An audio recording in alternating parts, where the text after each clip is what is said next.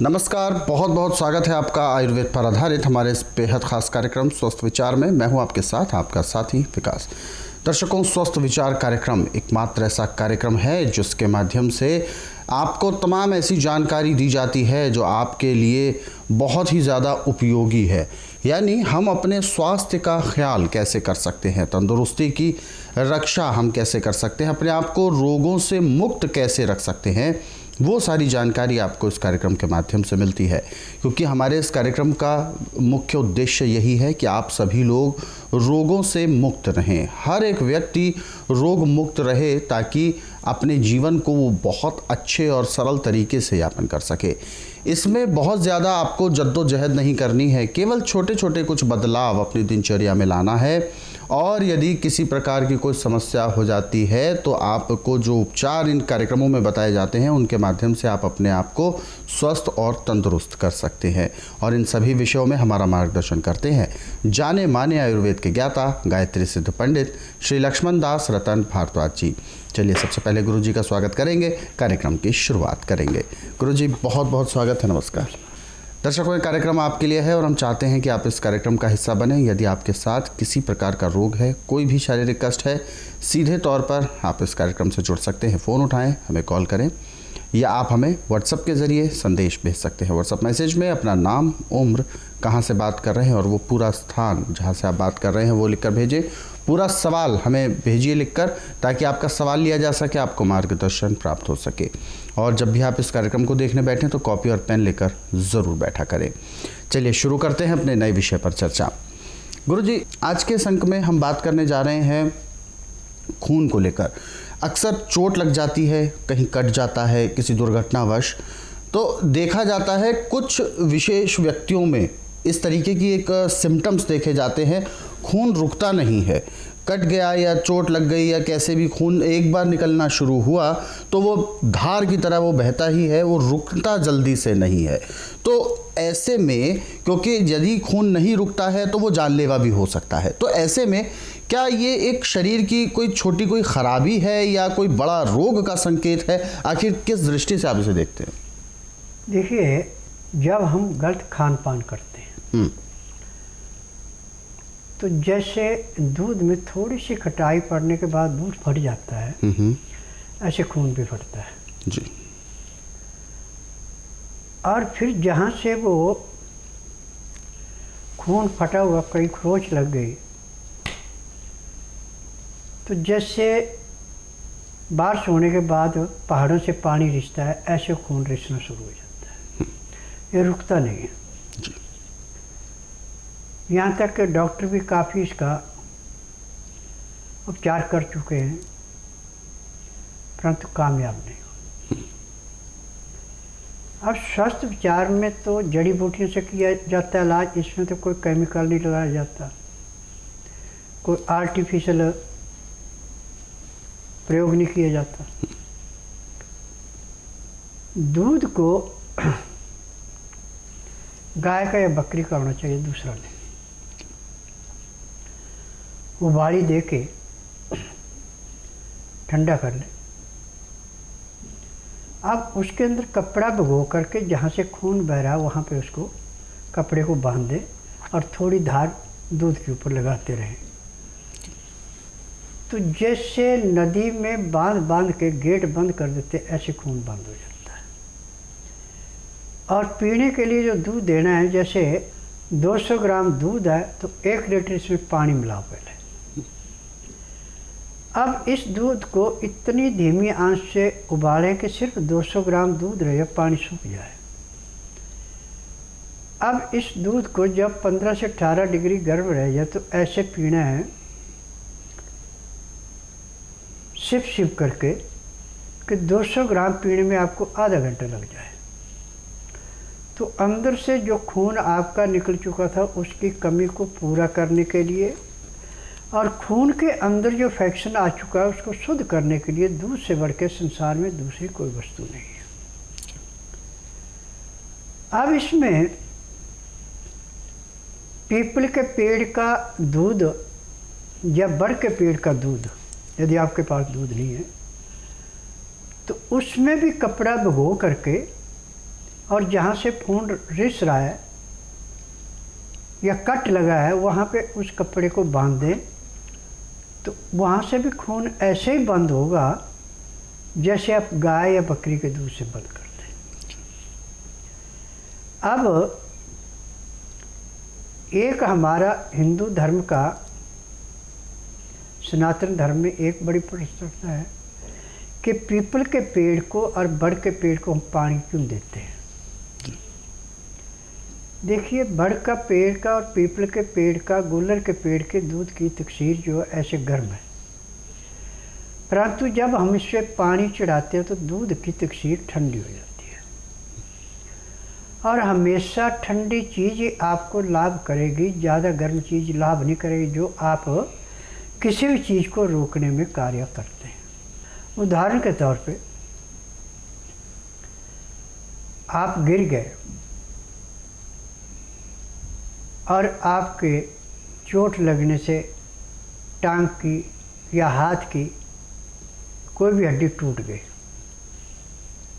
अब डॉक्टर के पास जाएंगे तो डॉक्टर तो उसमें ऑपरेशन करके स्टील की रॉड लगाएगा, परंतु आयुर्वेद में ऐसा नहीं किया जाता। आयुर्वेद में क्या करते हैं कि पहले एक लकड़ी के फट्टे के ऊपर टांग है या बाजू उसको रख करके और लोहे का एक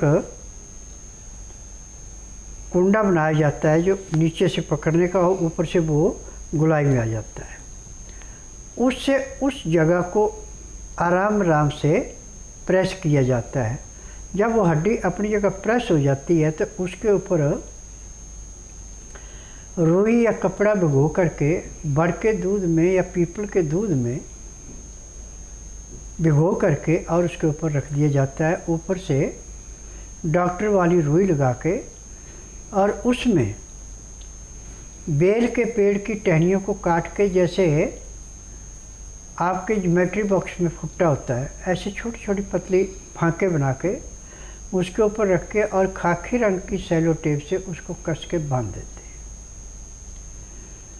तो इस दूध का और इन फटियों का इतना असर पड़ता है कि वो हड्डी ऐसे जुड़ जाती है जैसे दो अलग अलग टुकड़े लोहे के वेल्डिंग करके आप उसको जोड़ देते हैं और खराद पे उसका जोड़ जो बिल्कुल साफ कर देते हैं और एक जान बन जाता है। ऐसे हड्डी के अंदर 24 घंटे के अंदर हड्डी जुड़ जाती है। उसके अंदर जो बोन मैरो आपस में चलना शुरू हो जाता है। और एलोपैथिक में जब आपकी किसी भी हड्डी का प्लास्टर किया जाता है तो 45 दिन का होता है, परंतु हमारा जो है रोज़ का रोज़ खोला जाता है, रोज़ के रोज़ बांधा जाता है।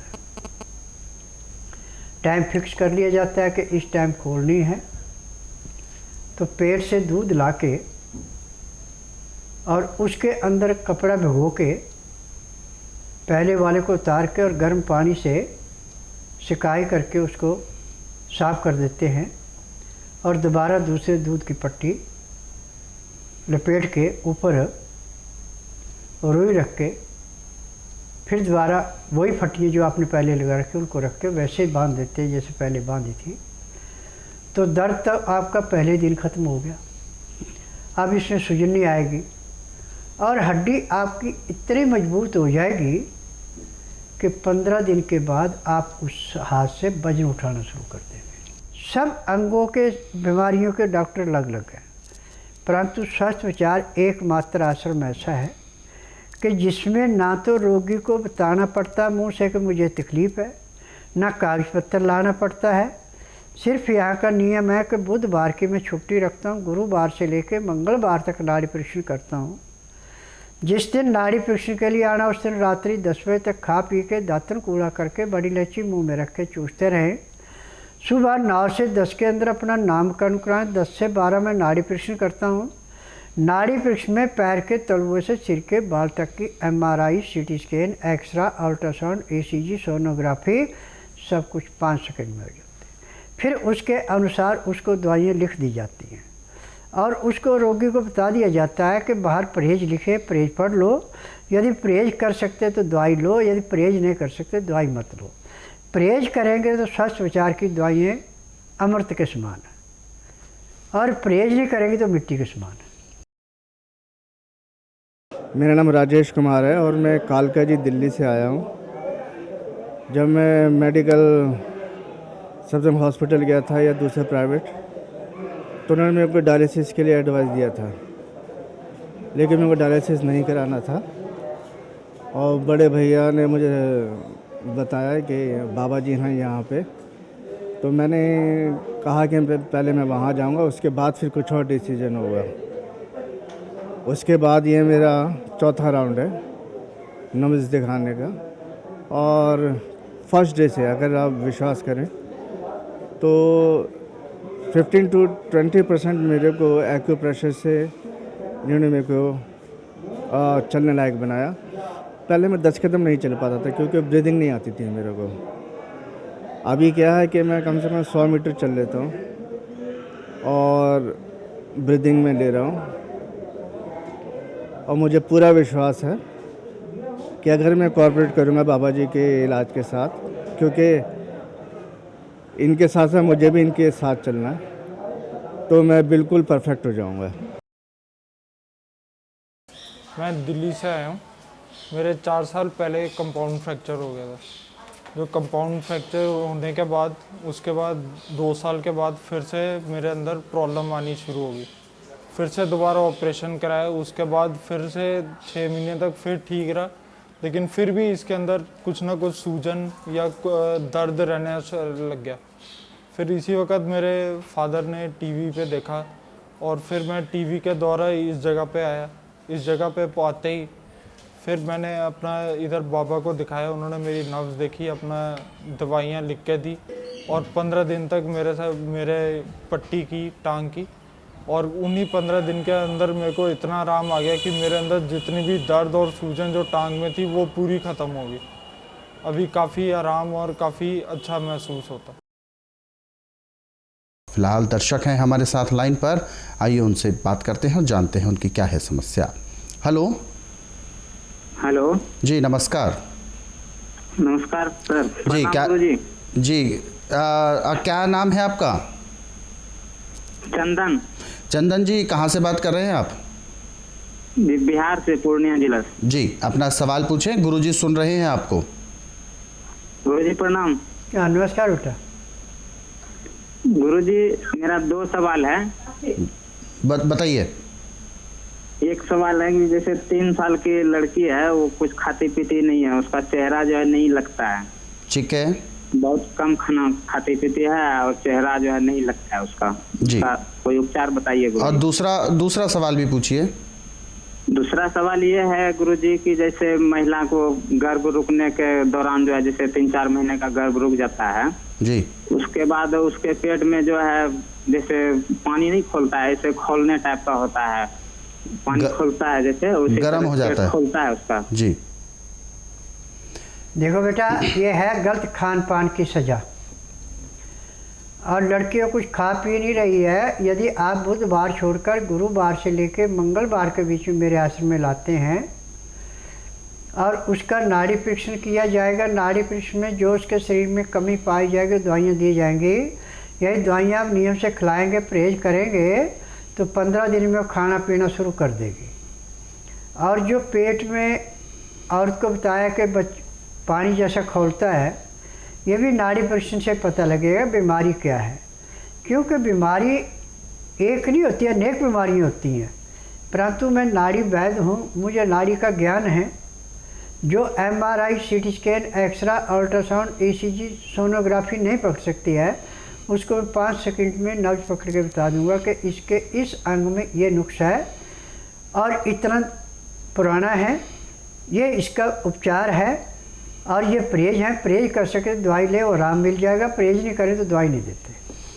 तो चंदन जी, आपकी जो प्रॉब्लम ये जो आपने बताई हैं दोनों, ये बिल्कुल ठीक हो सकती हैं। एक बार आप बच्ची और उनकी माँ को लेकर जल्द से जल्द स्वस्थ विचार आश्रम आ सकते हैं, क्योंकि जिस तरीके की आप समस्या बता रहे हैं ये समस्या काफ़ी गंभीर हो सकती है। समय के चलते लापरवाही बिल्कुल भी ना करें और जल्द से जल्द लेकर आएँ, क्योंकि इस तरीके के रोग कई प्रकार के अपने लक्षण दिखाते हैं। सही रोग का पता लगाना ही नाड़ी परीक्षण का काम है और नाड़ी परीक्षण के माध्यम से ही पता लगाया जा सकता है। और इसीलिए आपको बोला गया है कि आप स्वस्थ विचार आश्रम आए। इनको लेकर ध्यान रखिएगा। स्वस्थ विचार आश्रम आने से पहले कुछ विशेष बातें हैं जिनका आपको ख्याल रखना है। अधिक जानकारी के लिए आप हेल्पलाइन नंबर्स पर कॉल कर सकते हैं। नंबर आपके टीवी स्क्रीन पर है। आगे बढ़ते हैं और अगले सवाल की ओर, लेकिन उससे पहले हमारे साथ एक और दर्शक है, आइए उनसे भी बात करते हैं। हेलो। हेलो, नमस्कार सर। जी नमस्कार, क्या नाम है आपका? सन्नी नाम है सर मेरा। कहाँ से बात कर रहे हैं आप? हरियाणा रोहतक से सर। जी, अपना सवाल पूछिए, क्या समस्या है आपकी? सर मेरी हाइट नहीं बढ़ रही, मैं 18 साल का हो चुका हूँ अब। हाइट नहीं बढ़ रही है, 18 साल के हो चुके हैं। देखिए बेटा, हाइट बढ़ती है 12 साल से लेके 20 साल के बीच में तेज़ी से, और 18 से 20 साल तक आप यदि दवाई खाएंगे भी तो 1.5 इंच बढ़ेगी, इससे ज़्यादा नहीं बढ़ेगी। आप सबसे अच्छा यह है कि बुधवार छोड़ गुरुवार से लेकर मंगलवार के बीच में मेरे आश्रम में आइए। जिस दिन आना उस दिन रात्रि 10 बजे तक खा पी के दातन कूड़ा करके बड़ी इलायची मुंह में रख के चूसते रहें। सुबह 9 से 10 के अंदर अपना नामकरण कराएं। 10 से 12 में नाड़ी परीक्षण करूँगा। नाड़ी परीक्षण में पैर के तलुए से सिर के बाल तक की MRI, CT scan, X-ray, ultrasound, ECG, sonography सब कुछ 5 सेकंड में हो जाएंगी। उसमें देखेंगे कि आपकी हड्डियों की ग्रोथ में कमी है या आपकी जो अंदर मसल्स है वो कमज़ोर है। उसके अनुसार दवाई दी जाएगी। फिर दवाई यदि आप नियम से खाते हैं, परहेज करते हैं, जो नियम बताए जाते हैं उनको करते हैं, तो 2 साल के अंदर आप 1 इंच से लेकर 1.5 या 2 इंच तक लंबाई बढ़ा सकते हैं, इससे ज़्यादा नहीं बढ़ेगी। एक सवाल है गुरुजी, सुरेंद्र जी ने अपना सवाल पूछा है अपने मित्र थॉमस के लिए, और इनके जो मित्र हैं वो मूल प्रवासी केनिया से हैं, और केनिया एक देश है, वहाँ से हैं और यहीं भारत में रहते हैं। इन्होंने अपना सवाल पूछा है कि कार्यक्रम हम रोज़ देखते हैं और जो कार्यक्रम में बताए जाते हैं नुस्खे उसको भी हम अपनी दिनचर्या में लेकर आते हैं, बहुत अच्छा लगता है। तो इन्होंने अपने मित्र के लिए सवाल पूछा है थॉमसन जी के लिए कि उनके साथ भी इसी तरीके की दिक्कत है कि जब भी उनके चोट लग जाती है तो खून रुकता नहीं है। तो क्या ये जलवायु की दिक्कत है यहाँ पर या किसी और प्रकार की बीमारी का भी संकेत हो सकता है? देखो, जलवायु के कभी कोई गलत प्रभाव नहीं पड़ता। एक बार इसका नाड़ी परीक्षण करवाएं, नाड़ी परीक्षण में सारा पता लग जाएगा। उसके बाद जो उनको दवाइयाँ दी जाएंगी, दवाइयाँ नियम से खाएंगे, परहेज करेंगे, तो अब इसको दोबारा ज़िंदगी में रोग नहीं होगा। जी, तो बिल्कुल सुरेंद्र जी, आप बिल्कुल परेशान ना हो, अपने मित्र को लेकर आप जल्द से जल्द स्वस्थ विचार आश्रम आ सकते हैं। उपचार सभी का संभव है, बस ज़रूरत है समय रहते स्वस्थ विचार आश्रम आने की। अधिक जानकारी के लिए हेल्पलाइन नंबर्स पर आप कॉल करें, नंबर आपके टीवी स्क्रीन पर है। गुरुजी, आप हमारे स्टूडियो में आए, कीमती मार्गदर्शन दिया, आपका बहुत बहुत धन्यवाद। नमस्कार दर्शकों, आज के इस विशेष कार्यक्रम में बस इतना ही। आप सभी लोग स्वस्थ रहें, निरोगी रहें, इन्हीं शुभकामनाओं के साथ हम आपसे लेंगे इजाज़त। अगले अंक में आपसे फिर होगी मुलाकात एक नए विषय के साथ। तब तक के लिए मुझे दीजिए आज्ञा। नमस्कार।